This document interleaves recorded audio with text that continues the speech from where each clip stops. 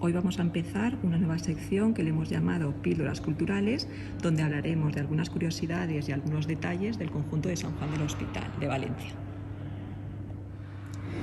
Muchos de vosotros habréis visto el ábside de San Juan del Hospital, que como veis es muy austero, con poquita decoración, pero si nos acercamos vemos que sí que tiene algo de decoración.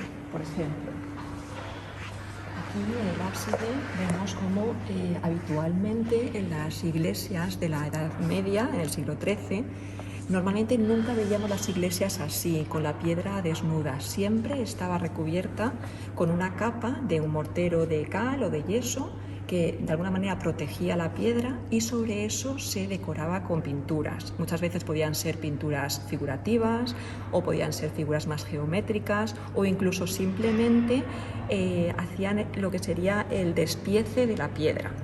Bien, pues aquí los hospitalarios, que fue la orden que construyó esta iglesia, lo que hizo fue decorar sus paredes del ábside con unas bandas verticales blancas y rojas, como podéis ver aquí.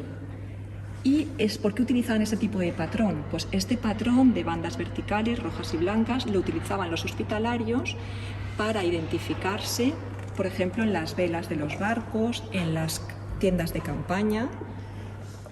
Las líneas de las bandas, como veis, no llegan hasta la bóveda, se cortan hasta una cierta altura, y los estudios nos han demostrado que la altura hasta donde llegan estas bandas es la altura coincide con la altura de la iglesia primitiva. Es decir, en origen la iglesia era más bajita y más corta, y entonces estas bandas nos están indicando efectivamente esa altura de la primera iglesia